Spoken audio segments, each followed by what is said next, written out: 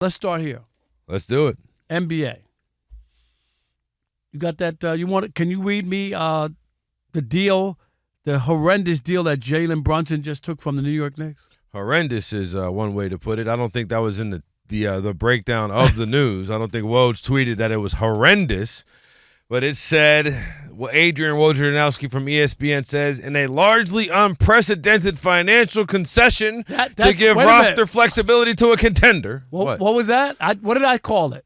You said it was horrendous. All right, that's what he said in 5 words. I said it in 1. Horrendous. New York Knicks star Jalen Brunson has agreed to a 4-year, $156.5 million extension. His agent Sam Rose of CAA tells ESPN $113 million less guaranteed than he's eligible to achieve next year. Now, the deal is a 3-year plus 1. The deal is a 3-year plus 1 with the player option in year 4. Okay, Martin Weiss, I've been covering sports for almost 40 years, and I can't figure out players who take less money than they're entitled to. It's dumb. It's absurd. Do you know how much James Dolan, who owns the Knicks, is worth? Billions. $2 billion. $2 billion with a B, and they're helping the Knicks do what? Do what? Win a championship? Is that what you're doing by taking less money? There's a chance that Jalen Brunson, I know nobody wants to believe it, there's a chance he could be hurt, right, and never get another deal. There is a real possibility. Sure. Isaiah Thomas, who was with the Celtics, you remember that? Rushed back to play in the playoffs for them. Guess what happened, Martin? He got hurt. He was in the MVP voting that year. Got hurt, never got paid, still been trying to get back in the NBA for the last number of years. And all I'm saying is, come on, guys, stop doing this. Let the teams do their jobs. Get what you're entitled to. I don't see the Knicks saying, because Jalen Brunson's taking less money and leaving $113 million on the table, we're going to reduce ticket prices at Madison Square Gardens. French fries aren't going to cost $14 anymore, Martin. We're going to drop them to $7 because now he gave a break to the Knicks so that they have flexibility. All right? Patrick Mahomes did that. Guess what? Did that keep Tyreek Hill there and some of his pieces? Now, they won in spite of it, but they told Patrick Mahomes that if he did that, they'd be able to keep the team together. What was the first thing they did? Got rid of Tyreek Hill. So when they tell you that this is going to help the team, flexibility, we're going to go get other players. Stop. The Tom Brady story with the New England Patriots, it's a fraudulent story. First of all, his wife made more money than Tom Brady. Number 2, the Patriots never took that extra money, Martin. Name the big free agent receivers that they got Tom Brady. All they ever talk about is they got Tom Brady through the guys who worked at Dunkin' Donuts because they never got anybody. Ask all the defensive players at the Patriots like Ty Law and some of those guys who never got paid. They used up their ability when they were young and never got their long-term contract. And then that story on ESPN had the nerve to say Patrick Mahomes, Tom Brady, and Derek Jeter, formulated their contract so that the team could do stuff. Mm-hmm. The Yankees, there's no salary cap. There's no salary cap. Come on, man. Baseball, that makes no argument. There's no argument at all. How is Derek Jeter's name in that story? Can you stop it? So all I'm saying is this is a mistake. This is dumb. This makes no sense to me. Players should get what the market value is. Stop trying to save teams money.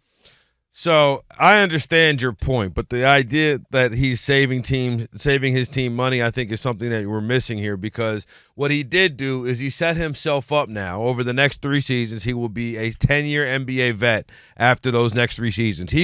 He will not be opting in to year 4 of this contract, right? He will be opting out and has a potential to be the first $1 million a game player in the NBA. When the TV rights kick into the salary cap and it goes up literally $40 million between now and 2 years from now.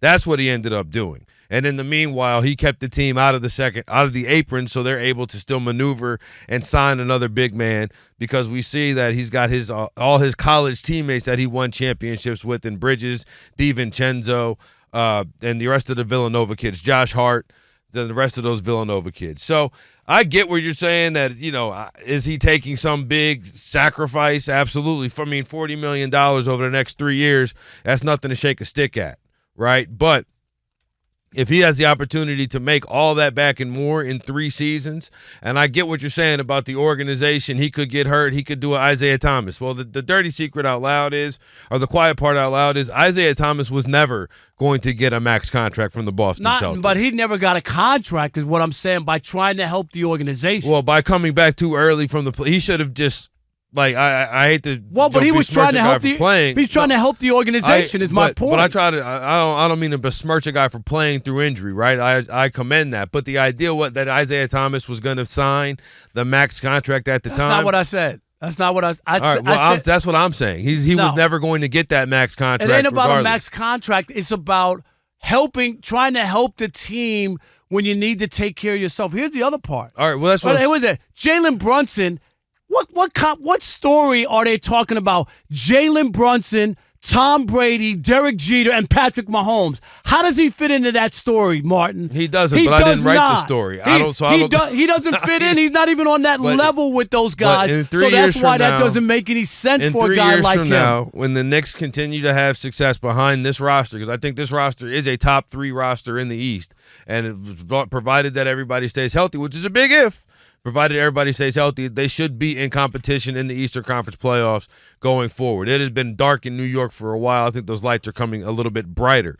But in 3 years from now, Jalen Brunson has it's not even just a 50% chance, a 75-80% chance that he'll be making $81 million a year, which would be the first $1 million player just about in the NBA. Yeah, but if he took the money now, he would get that money if he's still that player.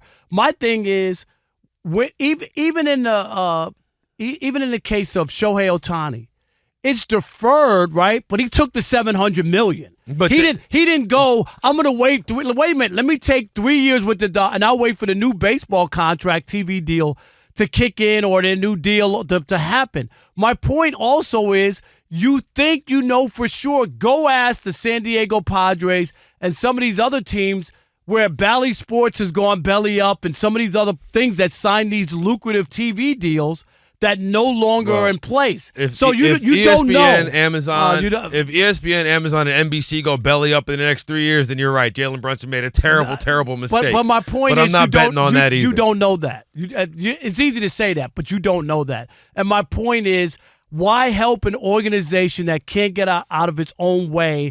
And just because you save it money doesn't mean it's going to be spent wisely or it's going to enhance you into winning anything. You're not guaranteed anything. I know that it's not cool to talk about the CBA, but the reality of the situation is, had he took that contract, they wouldn't be able to do anything at all.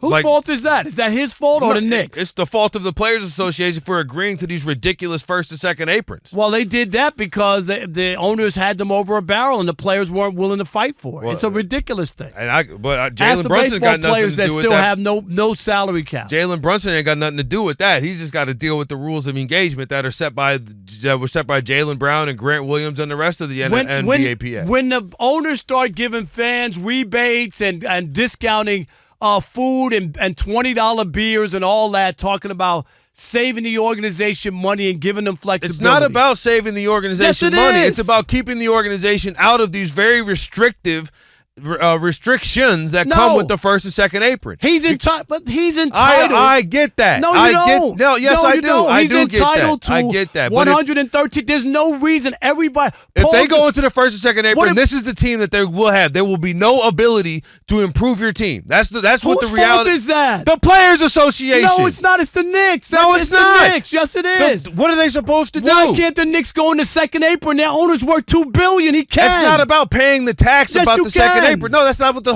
whole point of the aprons is, to take teams that want to just pay the tax and punish them in other ways besides financial. That's why you can't do signing trades. That's why you can't. Right. That's why you can't do signing trades. That's why every trade you make has to be dollar for dollar, in and out. That's why your first round pick would be frozen and kicked to the back of the first round. All of those things are not necessarily financially related. James Dolan could absolutely pay the luxury tax, and if we were still under the same CBA that we were prior to now, then I would be agreeing with you. No, but at this point, you got to stay out of these first, second aprons if you want to have any flexibility to build your team. The Knicks, and that's the players' fault. But the Knicks are in this situation because of what they've spent and where they are, and they knew that they had to sign Jalen Brunson. All I'm saying is they're fortunate because if Jalen Brunson took what he was deserved or what he should be getting, remember he came over for Dallas for peanuts. And now all of a sudden he's in a conversation about taking less now to help the organization like Tom Brady, Derek Jeter, and Patrick Mahomes. I'm not having that conversation. That's not what I'm talking about. I don't care about Patrick Mahomes or Tom Brady. That's what when the we're talking story's about right basketball. That's what the story talks about. Talk to the guy who wrote the story, because that's got nothing to do with the first and second apron. There's a hard cap in the NFL, and what the second apron does, it effectively acts as a hard cap in the NBA. That's the player's fault. Yeah, but that's also, you got to be able to work with inside that framework. The Knicks agreed to that as well. And that's why he took less money now to be on the backside and take the rest. No, he did when that, the salary cap but goes the up. Knicks agreed to play under those rules, so they need to be the ones that take that brunt. That shouldn't be on Jalen Brunson to help them. That's my point. The Knicks signed that agreement as well. It ain't just the Players Association. And now the Players Association should not have agreed to this situation in the first damn place. But the owners, this is the rules that they want. Play under them, Knicks. Don't ask Jalen Brunson to do that. You play under them. Those are what you wanted. Nobody will be crying in 3 years when he's an $80 million a game player. $80 million a year player. Call me in 3 years. Let me know how that turns out.